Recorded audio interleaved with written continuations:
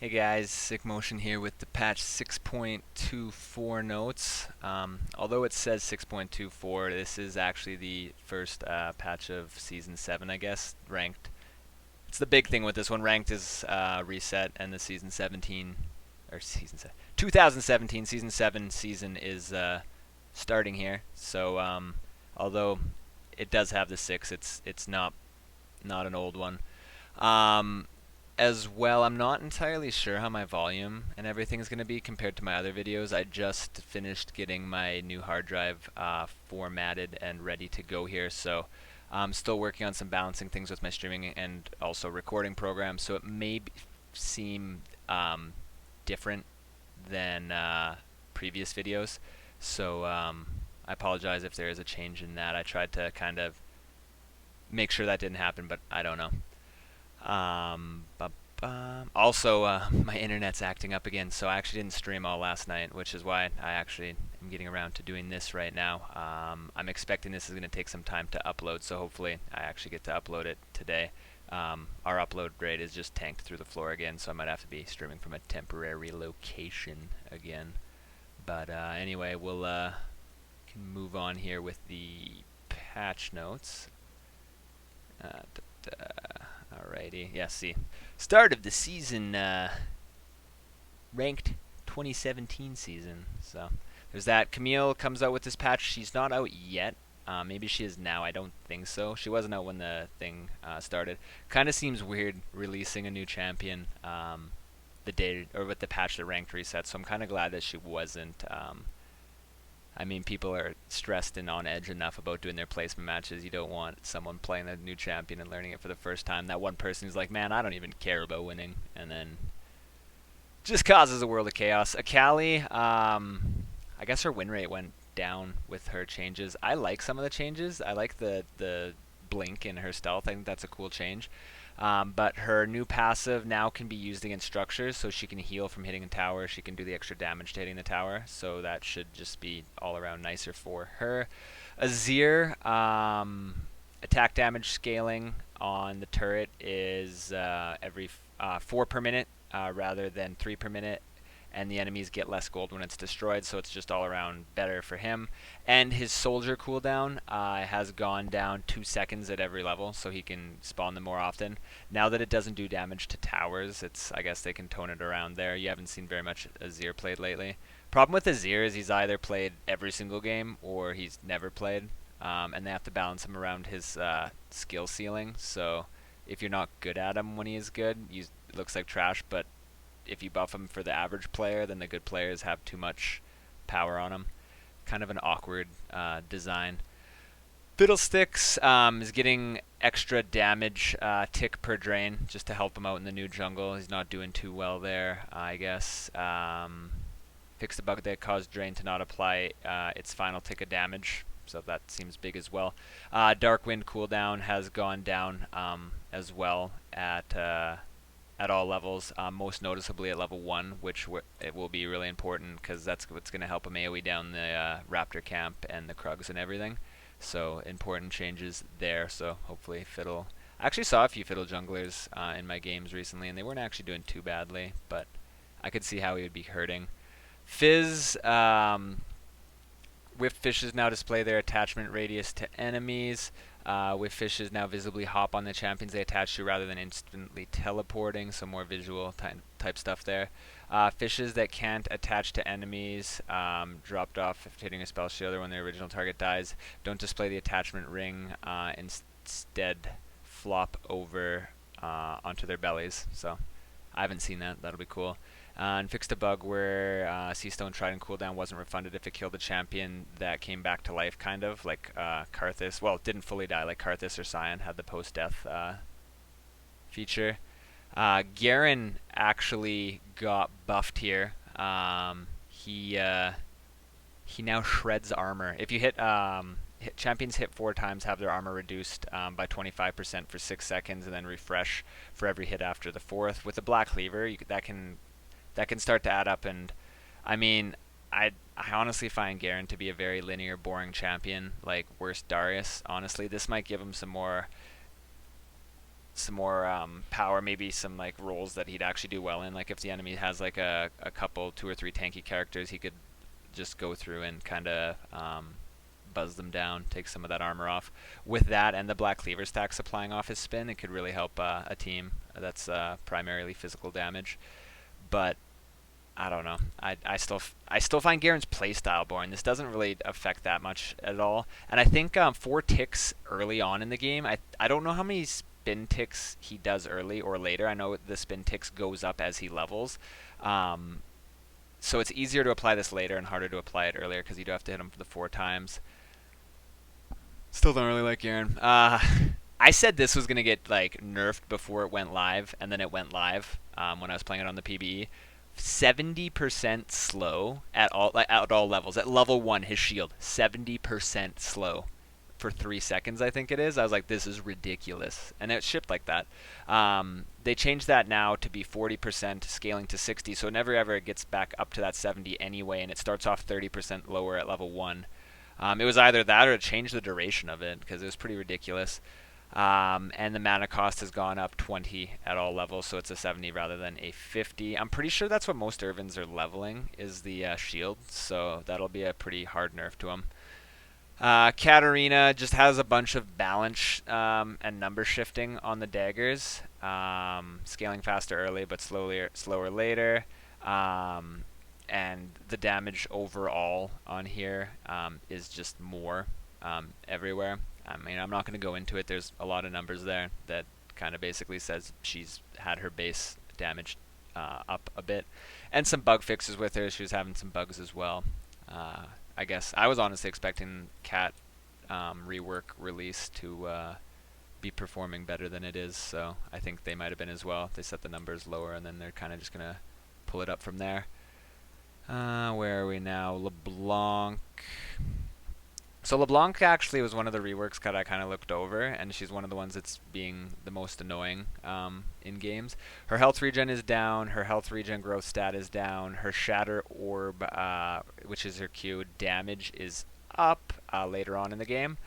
Shatter Orb's tooltip now reflects correct bounce damage to minions. The minion damage that it does is lowered, and Shadow Orb bounces no longer count as a single target for Spell Vamp. And her chains have been nerfed, the damage later on in the game. They're still the same early. But yeah, she her wave clears up a lot. So she's able to roam more, and she just seems to be kind of being more annoying than she was. I thought she was going to be less of a factor, but I guess she's being a bigger factor than anyone really expected.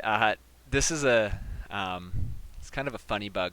Double Strike passive, Master Yi. Fixed a bug where if you had a Ginsu's Rage Blade, it dealt damage to yourself on your second Double Strike hit. So you could technically kill yourself, I guess, with your second hit of your passive if you had a Ginsu's. That's hilarious.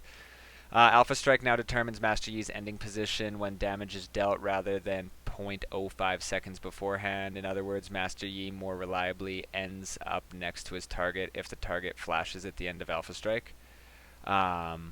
So that's cool. Nidalee just had a point or a 5 damage base increase. This just reminds me of that 5 AD video from however many seasons ago. Oh, that was gold. But yeah, Nidalee has just a 5 AD base damage increase because she's not doing so well in the jungle with the jungle changes. A lot of this has to do, I think, with the fact that they took away her stance form auto attack resets. So the base damage increase or the base damage decrease that they did isn't overly as needed, I guess, now. Rengar had an interesting bug with him. His the reason he was seeming really strong, his attack damage growth stat is up, which you can look at it if you just look at that and go like, they're buffing Rengar, what's up with that? His Bone Tooth Necklace was actually scaling with, is showing the numbers here up to 30% bonus attack damage, but it was actually scaling with total attack damage rather than bonus, so there was just a numbers issue there. Someone didn't do the maths properly. So now it scales with up to 20% bonus attack damage, but you have that buff here, and you just get more flat bonus as well. I think they were more worried about doing this flat bonus and wanted it to scale up bonus attack damage more to kind of keep people from wanting to do that kind of like bruisery or more tank influenced Rengar build. Shaco, so kind of like an overlooked thing. If you crit normally with backstab, like you have crit chance, say you bought an Infinity Edge and your backstab just crit normally without using that 100% crit, say you had 20% chance and you hit that 20%, your crit damage was actually being lowered, lower than it should be because your back damage crit is not a full double damage crit. So now it's actually going to give you that full damage that it should be giving you if it would have crit normally without having to use the bonus crit modifier. So it's kind of I guess an unintended interaction, which is funny. Fixed a bug where backstab wasn't stacking Thunderlords either. So Shyvana here. Shyvana's really strong right now. I'm seeing a lot of Shyvana, and I'm seeing a lot of Shyvana's doing very well and just seeming kind of like out of control damage. Shyvana gains 5 armor magic resistance for each turret her team destroys on the Howling Abyss and Twisted Tree Line. It affects with the Vile Maw as well. So it's not any changes for Summoner's Rift, but on Summoner's Rift, the way she currently is, she seems really, really strong. I'm expecting her to probably get nerfed next patch or two, or toned down at least a little bit. Twitch has been really strong as well. Twitch's stealth detection range is ridiculously low. I think that's the big problem. You could be almost beside him, and you can't see him. He might as well just have full stealth. It's like you have to walk directly on top of him for him to be spotted. And then he just gains the bonus movement speed if you're too close to him, and then he just gets out of that range anyway. It's really hard unless you have a sweeper to know where Twitch is. So they're toning down some numbers elsewhere. His passive Deadly Venom is the true damage per stack is toned down 1 per stack there. But if you only get 1 stack, it's going to be doing 50% less damage. And the Venom Cask is 20 mana more, so it's just harder to kind of just spam and win lane just by pressing all your buttons now, because he has the other strengths now that they have to kind of tone down other places for if they want to keep those. Varus's passive, honestly, as a poke champion, is kind of how he gets played. Varus's passive has always kind of felt really clunky to me. It gives him bonus attack speed from killing a target, whether it's a minion or a champion, and it used to give him more bonus attack speed for killing a champion. It used to give him the same bonus attack speed for killing a champion, but it would proc for longer, and if you killed a minion, it would just proc for half the time that it would have if you killed a champion. I don't know, the passive, the way it was, and even still now, seems a little clunky to me and out of place, but it makes more sense now. You gain 50% bonus attack speed on champion killer assist, and it's halved for minion and monster kills, so it'll be 25%, and it lasts for 5 seconds, rather than having a different attack speed duration, which was kind of also weird, or a buff duration. Vayne, the crit build Infinity Edge Rush Vayne has been getting a lot of attention, so now she's getting her tumble scaled down. I think a lot of people were leveling tumble now. I know before a lot of people were leveling W. I don't actually keep up and pay attention to what Vayne levels. I never play her, really, so... but they're toning down her total attack damage scaling. You get a lot of cooldown reduction from leveling the Q anyway, so it was kind of just giving you way too much for leveling it. But now it's going to give you 0.5 total attack damage rather than 0.7 at max level. It's still the same at level 1, so if you're not leveling it, it's not really going to feel that problem. Rylai's had a huge change here. Basically, Rylai's, it explains it right here, kind of like is the go-to item for every mage. It basically was, if you didn't build a Rylai's on the champion you're playing and it was like a mage champion, you're probably considered a troll. It was just way too good for what it did, save for like a few interactions where you just didn't need the Rylai's. Like Caston, you probably wouldn't want to build it before or after. But it was just doing way too much, and it was kind of annoying that you're like, alright, if you dot them, it does this much of a slow for this long. If you have like a single target spell, it does this much slow for this long. If you have a AoE spell, it does this much slow for this long. It's kind of annoying to keep track of all of those different values. Now it just slows for 20%, no matter what hits them, for 1 second, no matter what hits them. The ability powers on it is down by 25. The total health is down by 100. But for all of those nerfs there, 600 gold decrease, so it's a lot easier to buy now. And the build path for it is so much less clunky. Rather than needing to save up for a full needless, it's a blasting wand, amp tomb, and a ruby crystal, and then just a heavier combination cost, which I think is really cool. I liked it when Rylai's built out a blasting wand forever ago, and they took that away for a long time and made it build out of needless. It just felt like there wasn't enough blasting wand items as well. Like, I mean, there's not very many needless items either, but most of the like, you just don't build a blasting wand as much as you would assume so. Like, it's always for, it's either a void staff or like a specific item that you're probably building just for the character you're building, rather than just like a kind of broad AP item. Like Leandri's builds with a blasting wand, Rod of Ages builds with a blasting wand, but more of your staple items just build out of the needless. Leandri's is just down 100 gold, and the Haunting Guy's cost is down 100 gold as well. So it's not 200 when you build the Leandri's. It's just the total gold cost of both items is down 100, which is nice because building a Haunting Guy's in lane often felt like the combination cost on it was huge. For the few champions that would want to rush it, kind of would always second guess, do I want to get this or do I want to just get something else right now? Some changes to the jungle plants. Champion passives which proc basic attacks, Caitlyn passive, Nocturne passive, no longer consumed when hitting a plant, similar to attacking wards and turrets. York, I don't know if they changed this in here, if this falls in that category. York's Q will heal him for the just a flat amount that you heal for hitting someone with your Q procced, for hitting plants. And that was before this change, so I haven't tried it afterwards, but it might still work. Draven's spinning axe no longer bounces off plants, which didn't really make sense before. It just kind of refreshes like it did on turrets, which makes sense. And this one I actually noticed and thought it was kind of weird. Poppy's passive, the shield, when it kills a unit, bounces back to you and gives you the shield instantly, rather than having to bounce on the ground and just go and find it yourself.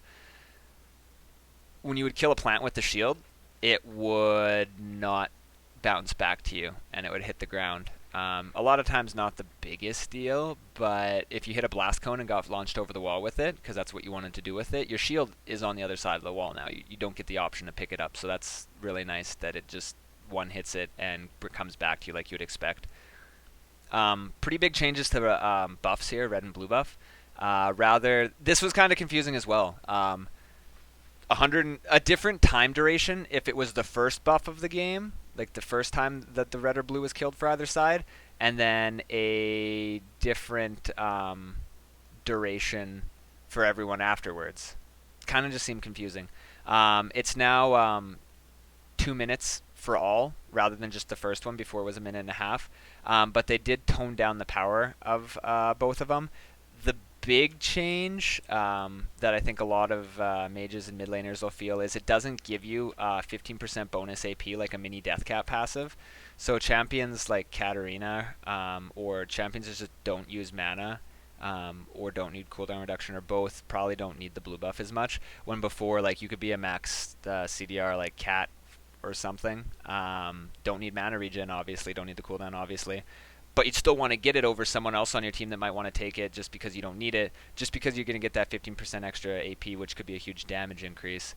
As well, the red buff on hit tick. Basic attacks no longer deal a tick of red buff's damage, but they still refresh the duration of a red buff previously applied.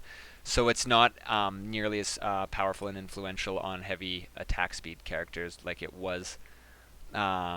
And red buff has its base magic resist reduced by 6, so if it goes from 26 to 20, I guess it was red buff takes more damage from physical damage. Blue buff takes more damage from magic damage, but I guess magic damage dealers were having a hard time ever wanting to start red, even if that's the path they'd want to do and not start blue for whatever reason, because they just weren't doing enough damage to red.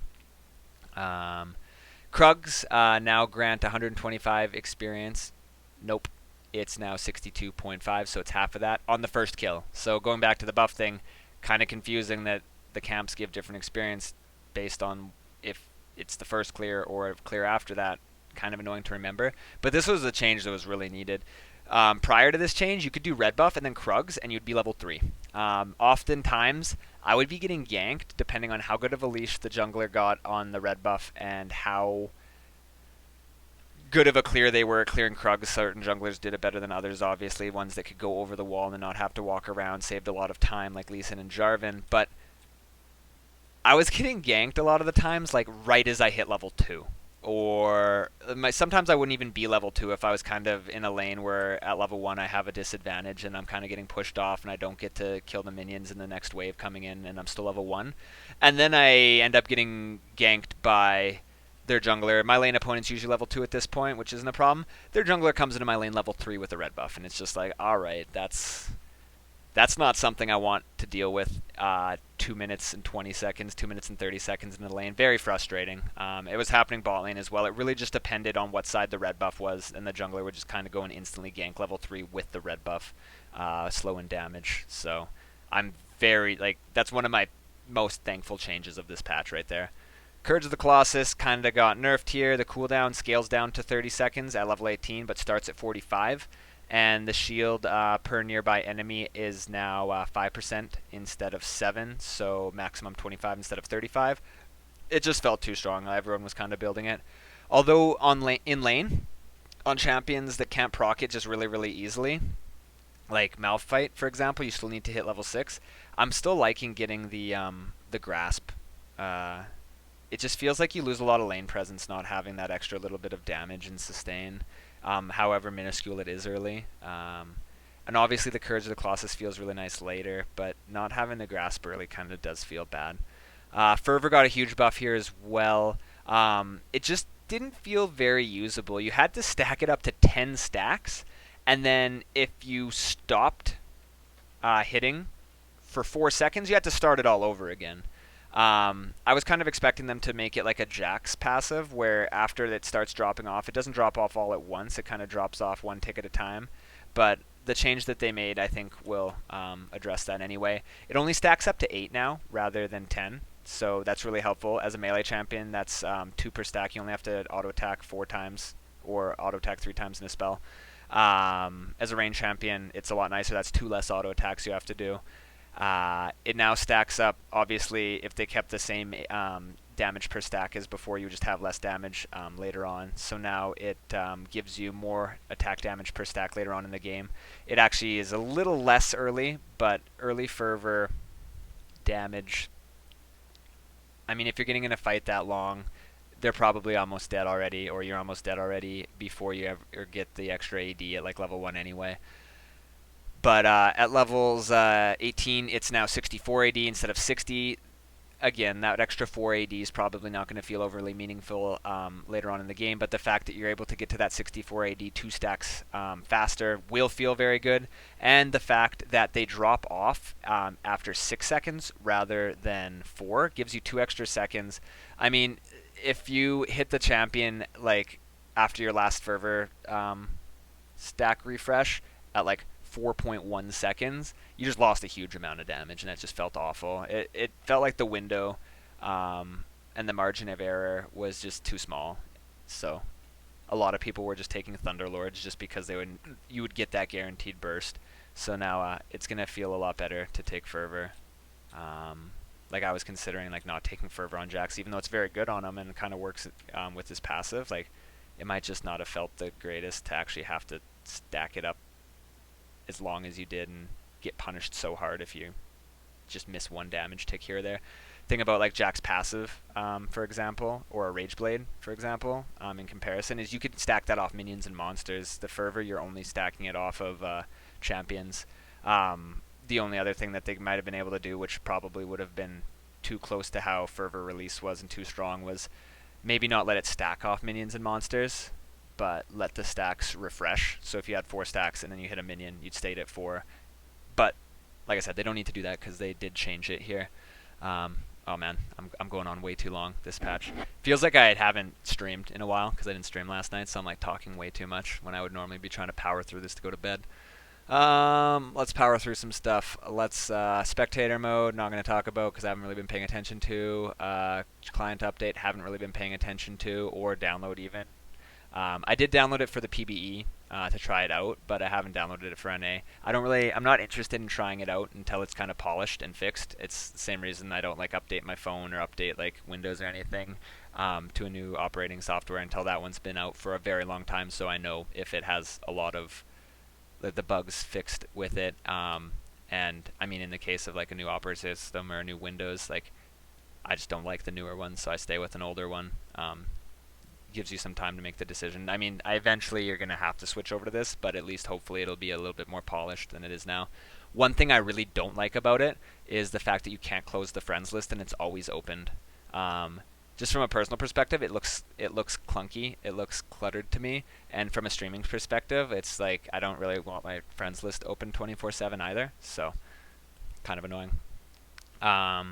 Q health update. They kind of explained this earlier. I'm not really going to go into it, but apparently solo queue and duo queue both looking very checkmark. So, must be good. It's always good to look very checkmark. And some bug fixes here. I'm not going to go over them. Maybe there's some ones that would affect stuff or affect things that I've noticed, but I never really look over the bug fixes. And then there's some new skins, new Christmas skins. The Santa Braum. That skin's sweet. You can't really see it just because of my screen region, but it's cool. I never play Braum, but that might be the reason that I end up playing Braum when I get auto-filled every 3 games with the way it is now. Feels good, man. First game of this season was on like a Smurf, so that it wasn't the highest MMR. And I got autofilled to support first game of Season 7. Off to a great start. We didn't win. But anyway, guys, thanks for watching. If you found it helpful, like I said, sorry again if the volume was off or the audio was off, just because I am kind of still getting the settings tweaked back to where I want them and where they were before, so they seem familiar from my last format of my hard drive.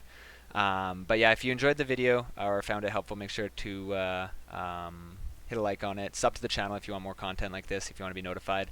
I do read the comments in the YouTube section, chat underneath. I don't always respond to them. I rarely respond to them, but I'm trying to remember to remind you guys that I do read them, and I kind of take feedback from them and change stuff based on if I think there's something that was said in the comment that I could be changing or if it was a good idea. I'll look into doing that in the future. Just because I don't reply to it doesn't mean I didn't see it. And as always, social media links and my stream link is in the description of the video. But that's all for this patch note. Went on a little longer than I was expecting to anyway. Thanks for watching, guys, and we'll see you next time.